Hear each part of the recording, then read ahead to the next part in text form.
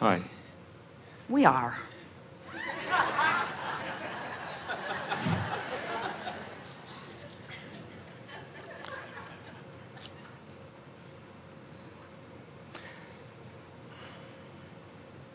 I've only just started reading your writings and listening to your DVDs.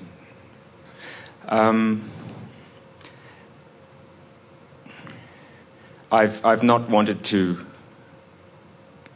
come to a teaching which was the law of attraction, and I've been put off by any idea of coming to that for a long time, because I've been more following an idea of what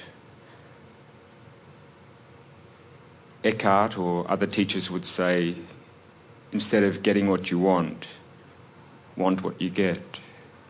And so, in other words, not trying to create a reality, but trying to bring myself into alignment with that which accepts whatever reality gives. Oh, there's power and value in that perspective, and it's not apart from what we are teaching here.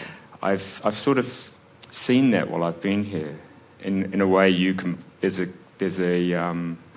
melding of both. You both get what you want and want what you get. Well, here is the distinction that you're looking for, and we can speak it, and you're ready to hear it, and it will click into place for you.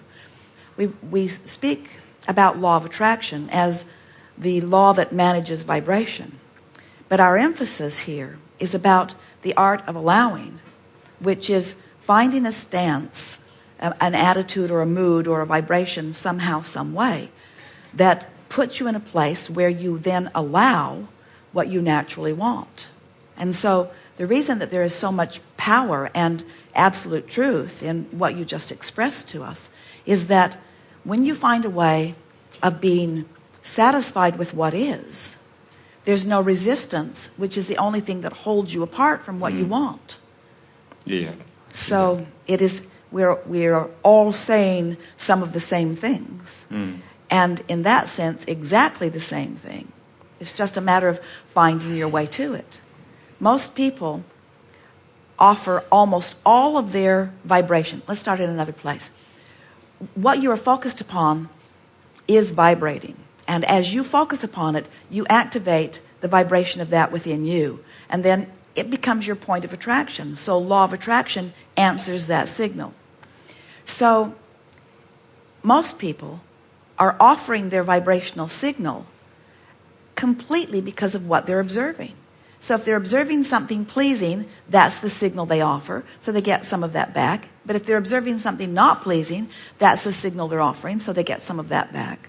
So most people are offering their signal sort of by default. They're not really thinking about it. They're just having knee-jerk responses to life.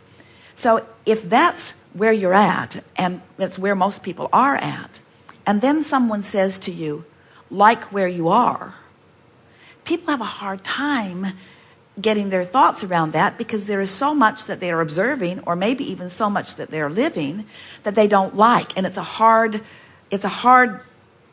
understanding to accept.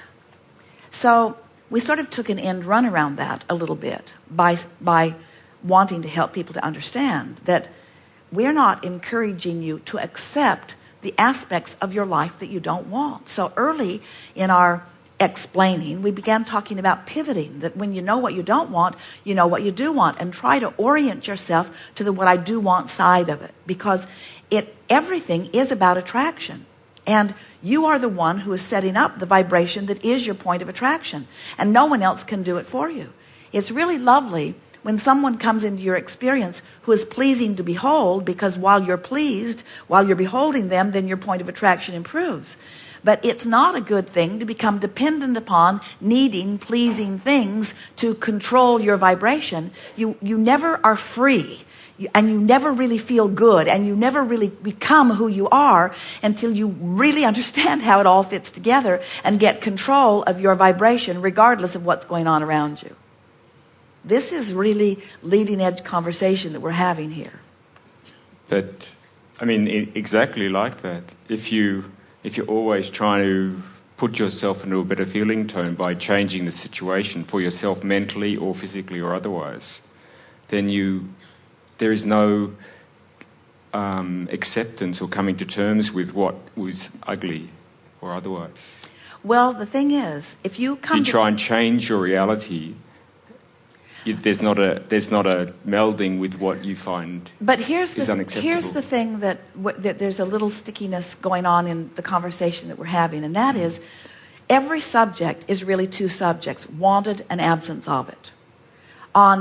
Every wave has two sides of the wave, the sound wave, the vibrational wave.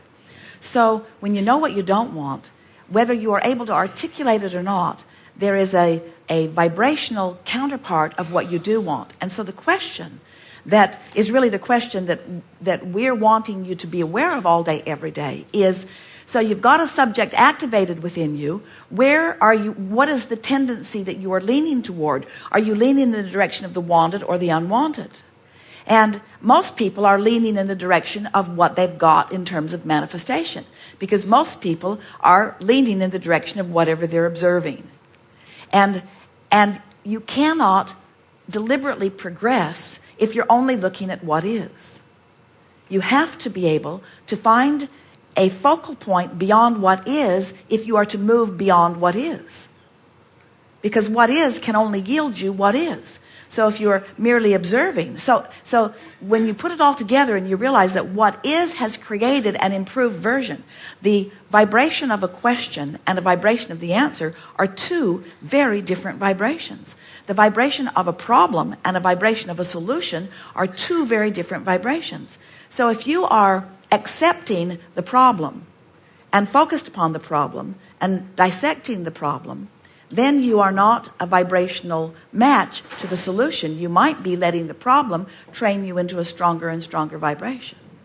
So, but what you're saying is different. What you're saying is different from what we just said. What you're saying is not an acceptance or an embracing of the problem, but no longer railing against it.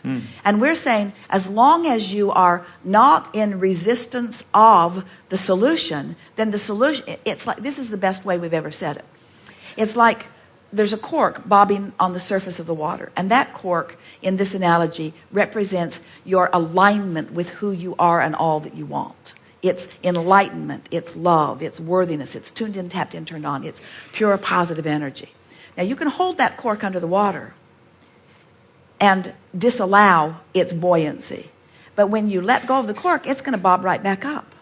And so that's what you're saying to us. If I'm not beating the drum of the unwanted, won't I naturally rise to the surface? And the answer to that is yes, yes, yes, yes, yes. And that's what's at the heart of those teachings that you were talking about. And it's accurate teaching. We will agree with it wholeheartedly.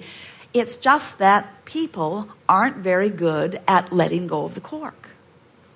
And almost always in their attention to the aspects of life that they do not want, they train themselves into the denser vibration rather than allowing the purer vibration. Did we clarify it for you?